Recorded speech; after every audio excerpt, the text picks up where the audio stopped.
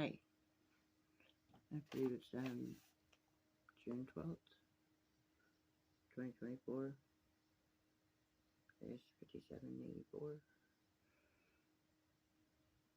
Or is it still 83? I don't know.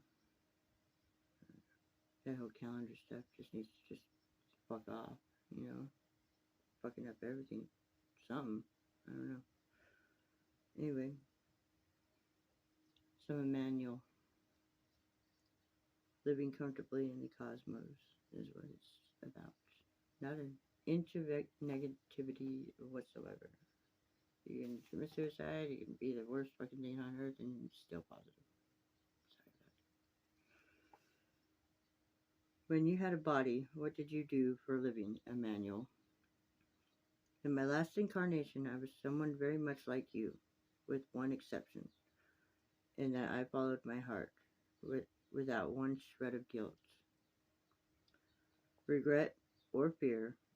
I became a teacher, and I walked around around your world and allowed myself to be touched with love, and I gave it back whenever I could.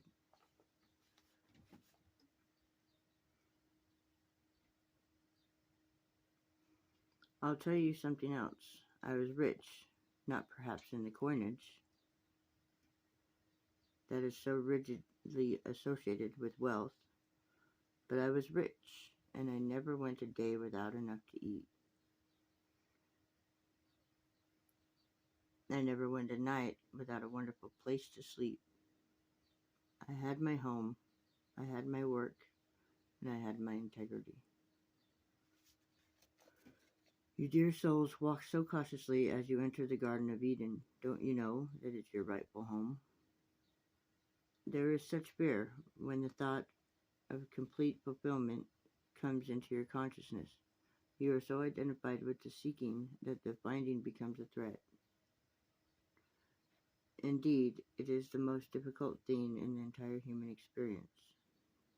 To claim yourself, your life, your light, your truth, and your God. It is very difficult. I don't even know how to do it. It's like, don't you know yet? Love my God. Every chance that you get along your way, sit in as much light as you can. Look, it's trying to go dark on me and everything. See how difficult it is? Find as much joy and pleasure as you are able, at no one's expense, of course. Oh, that's almost impossible at this point. But push no one else out of the way, for that is pain. But go where there is a real pleasure. The pleasure of self-recognition and love. The pleasure of seeing another with gentleness and compassion. That'd be nice. I haven't seen one like that for a while. These are the real abiding pleasures. Physicality can be pleasurable. Sexuality can be pleasurable when there is love. Yeah. The ultimate challenge to the illusion is love. So love yourself. Love others as you love yourself. You certainly can't love any more than that, because love is love. And once it's there, it spreads out evenly in all directions. Celebrate your life. Bring pleasure into it wherever you can, and see that pleasure as truth. See that pleasure as truth, not as some secret sin. For if you judge pleasure, and it keeps you in the schoolroom longer, it truly does, if you don't know that. For you see, suffering is not the way to light and to heaven. Pleasure is. Real pleasure, not false pleasure. And you all know the difference. You all know when you fail yourselves, you make yourself sick. You do foolish things, you become destructive, and then you know you have betrayed yourself. Which I didn't, obviously. When you begin to blossom and glow and dance down the street, I used to do that too. Just because you are happy and you know the illusion is your creation. Here for your own education, and you can alter it anytime you want, simply by the act of self-love. then you are free. You are preparing your pathway home whenever you are ready to come. Good advice for me, that's for sure. In the meantime, you are teaching many others the absolute truth of God's existence. And you and I and all of us who love you so very much have a great deal of work to do, but it is not to be arduous, Ardous. It is to be pleasure, just pleasure, pleasure. Where's pleasure? I don't know what pleasure is.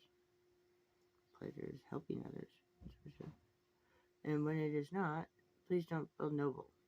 Don't feel that somehow you are doing it right because it is difficult. Stop at the very moment the pleasure leaves you and say, what have I forgotten? And if you are centered and in truth, the answer will be, oh, I have forgotten that I am God. I am God's property.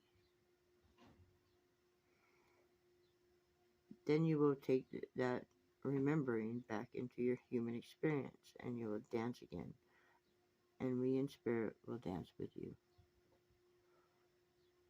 Then the task of fulfilling God's plan of salvation will go very quickly, for God is love, and pleasure is love, and joy is love, and truth is love, and all things are light. You will find that out.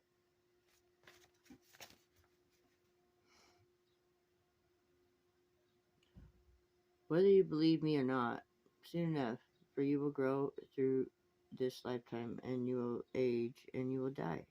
And I cannot imagine saying a more pleasant and encouraging thing to you. But if you were to remain in this illusion, I cannot tell you how unhappy you would be, even though at the moment you believe you really want to. You will stay until your task is done, until your lessons are learned, and then we will all begin again in some other dimension to create in the name of God. God bless you. Amen.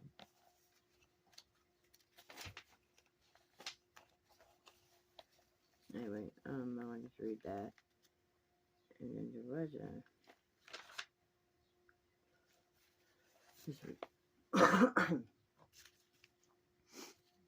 what happens to a soul like Hitler or Stalin? When you say a soul like Hitler or Stalin, I say to you that you do not know their soul. You may speak of a man like Hitler or Stalin, but you cannot speak of their total divine being.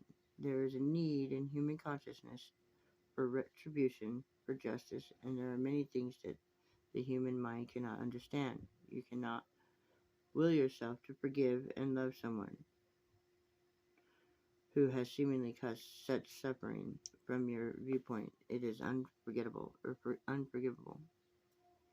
There's a great deal of growth, certainly, that needs to take place in souls, not only those two, but anyone who is cruel, who abuses, who kills, who is selfish, who is ambitious, who is unfeeling.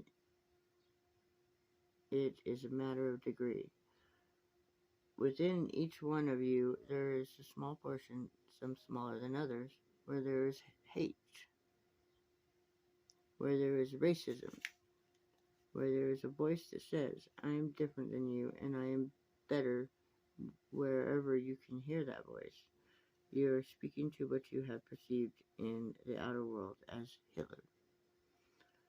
Remember, this is a schoolroom, and remember some of the lessons need to be written across the heavens in order for them to be heard and understood.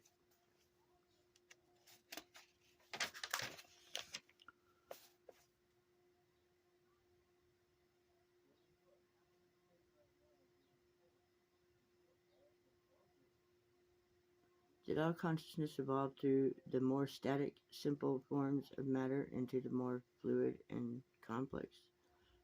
Well, those who have chosen the path away have also chosen the path to return. This involves the experience as many different levels of consciousness as consciousness expresses itself. It forms materially what you would term many different levels of awareness in your earth, yet it is always journeying back to the oneness. If a portion of consciousness feels more comfortable in creating itself as a rock or blade of grass, this does not mean that it is limited to that form. It simply means that a particular portion of the consciousness can best be served or can best serve its own needs, be experiencing that brief connection to materialized reality. As a seemingly inanimate object, yeah, I guess. Simultaneously, the consciousness may be creating self on other levels. Consciousness may be creating itself on other levels, including that of human existence. As you begin to cherish the earth, the song of a bird, the beauty of a flower, and feel a oneness with it all, what you are doing is releasing parts of your frozen consciousness to join again with the love light that is your essential being. A sense of oneness with all things of the earth is a good indication that you have claimed back into yourself these portions that have evolved through various experiences. This leads to the total knowing of the earth as one with your own being. Literally, it is. Alright. Hope everybody's doing well. I'm not sure about me. I'm just doing I don't know, this continuum thing or whatever. I don't know. Figuring it out. So I will. Miss Detective here.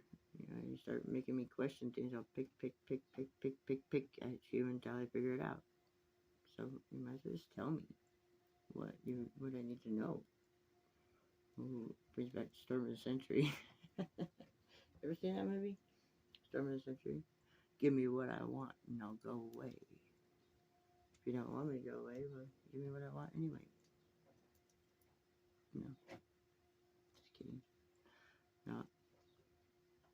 Anyway. Everything's fine here, I suppose.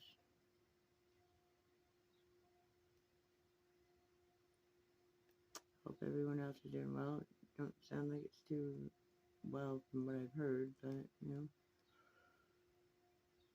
Praying it'll come around. Come around. They'll keep coming around till they find me.